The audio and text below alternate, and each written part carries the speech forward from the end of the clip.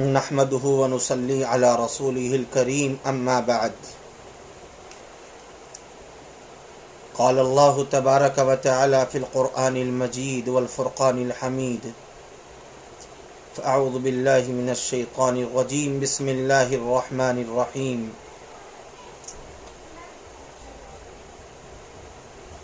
يا أيها الذين آمنوا كلوا من الطيبات ما رزقناكم قال النبي صلى الله عليه وسلم من اشترى ثوبا ب10 دراهم وفيه درهم من حرام لم يقبل الله عز وجل له صلاة ما دام عليه۔ محترم حضرات، آپ حضرات کے سامنے قرآن کریم کی ایک مختصر سی آیت کریمہ تلاوت کی ہے، جس کے اندر اللہ رب العزت نے حرام مال کی برائی کو بیان کیا ہے، اور حضرت نبی اکرم صلی اللہ علیہ وسلم نے اس کے اوپر جو وعید سنائی ہے قابل غور ہے۔ چنانچہ اللہ رب العزت نے ارشاد فرمایا، اے ایمان والو، ہماری عطا کردہ پاکیزہ چیزوں میں سے کھاؤ۔ حضرت ابو ہریرہ رضی اللہ تعالیٰ عنہ نے ارشاد فرمایا کہ حضور اکرم صلی اللہ علیہ وسلم نے ارشاد فرمایا، الرجل يطيل السفر اشعث اغبر يمد يديه الى السماء يا ربي يا ربي ومطعمه حرام ومشربه حرام وملبسه حرام وغذي بالحرام فأنى يستجاب لذلك۔ کہ حضور اکرم صلی اللہ علیہ وسلم نے اس شخص کا ذکر فرمایا جو لمبے سفر کے دوران غبار آلود پراغندہ بال ہونے کی حالت میں اپنے دونوں ہاتھ آسمان کی طرف اٹھا کر دعا مانگے کہ اے میرے رب، لیکن اس کا کھانا پینا اور لباس حرام ہو، اس کی حرام سے پرورش ہوئی ہو، تو کہاں اس کی دعا قبول ہو سکتی ہے؟ مشکات شریف میں جلد نمبر 1 صفحہ نمبر 241 پر یہ حدیث موجود ہے۔ اس حدیث شریف سے معلوم ہوا کہ اگرچہ انسان کی ظاہری حالت قابل رحم کیوں نہ ہو، لیکن حرام مال میں ملوث ہونے کی وجہ سے وہ شخص اللہ کے رحم و کرم اور نظر و کرم سے محروم کر دیا جاتا ہے، اس کی دعا قابل قبول نہیں ہوتی۔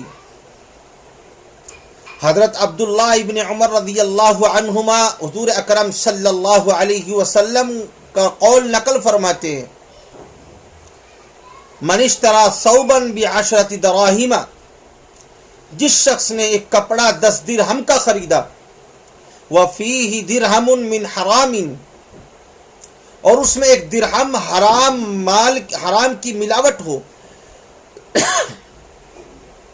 لم يقبل اللہ عز وجل له صلاة ما دام علیہ، تو جب تک وہ کپڑا اس کے بدن پر رہے گا اللہ رب العزت اس کی کوئی نماز قبول نہیں فرمائے گا۔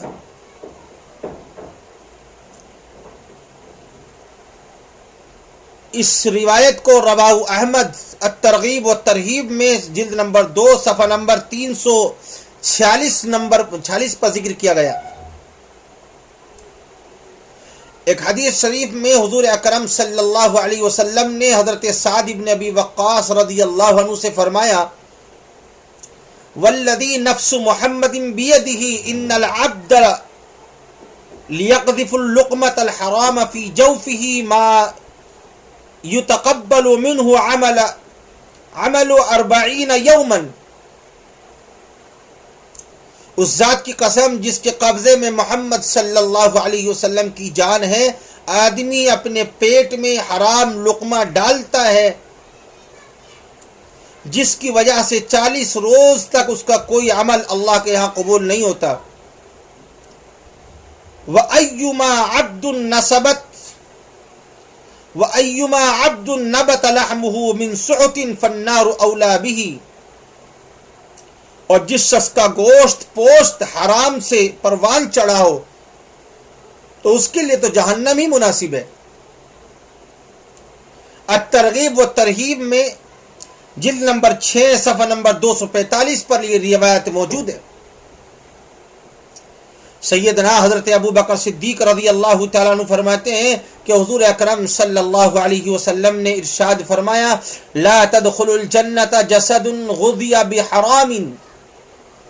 ایسا بدن جنت میں نہیں جائے گا جس کی پرورش حرام مال سے ہوئی ہو. حضرت عبداللہ ابن عباس رضی اللہ عنہ سے روایت ہے کہ حضور اکرم صلی اللہ علیہ وسلم فرماتے ہیں لا تغبطن جامع المال من غیر حلہ. تم حرام مال جمع کرنے والے پر رشک نہ کرو.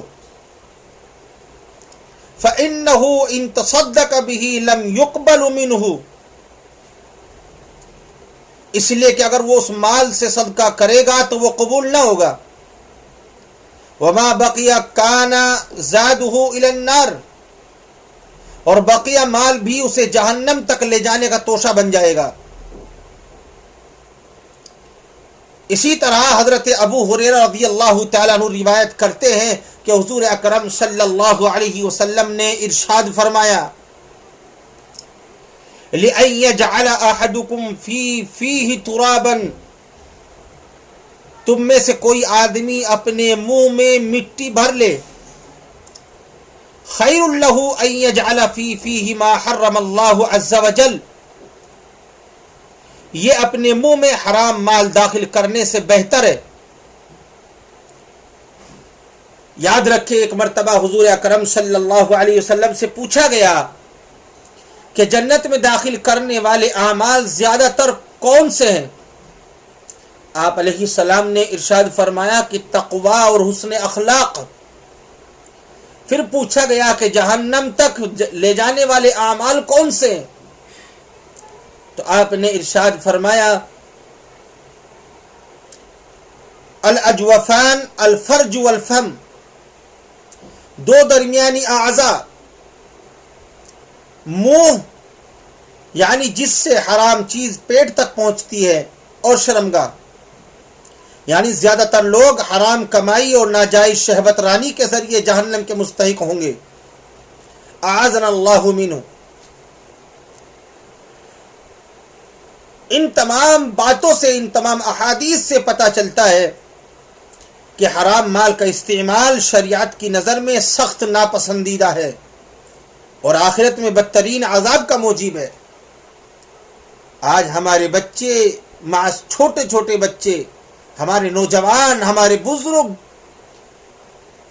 جوئے اور سٹے بازی میں لگے ہوئے، دن بھر شراب پی رہے ہیں، گناہ کے کام کر رہے ہیں. آخر یہ ماں باپ سمجھاتے کیوں نہیں؟ گناہوں سے روکتے کیوں نہیں؟ کتنے لوگ روزہ نہیں رکھ رہے ہیں، آخر کیوں؟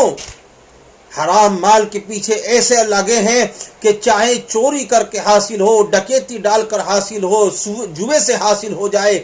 سود کا کاروبار کر رکھا ہے، سود کے بازار گرم کیے ہوئے ہیں. ڈرو اللہ سے. جس دن اس آسمان کو ہلا دیا جائے گا، یہ آسمان ٹوٹ کر زمین پر گر پڑے گا، یہ زمین پھٹ جائے گی، میزان عدل قائم کیا جائے گا، جہنم کو بھڑکا دیا جائے گا، جنت کو مہکایا جائے گا، پل صراط قائم کیا جائے گا، نفسی نفسی کا عالم ہوگا. آج اللہ کا عرش کا سایہ اسی کو نصیب ہوگا کہ جس نے حلال کمائی کی، حلال کھایا. لیکن آج ہمارا حال یہ ہے، اے لوگوں، یہ دنیا صرف ایک مکڑی کا جالا ہے اور کچھ نہیں ہے. اس لیے میرے عزیزوں، آپ سبھی سے درخواست ہے، اپنی اولاد کو سمجھاؤ، اپنے بچوں کو سمجھاؤ. بیٹا اپنے باپ کو سمجھائے اگر وہ غلط کام کر رہا ہے. اللہ ہم سب کو عمل کی توفیق عطا فرمائے. وآخر دعوانا ان الحمد للہ رب العالمین.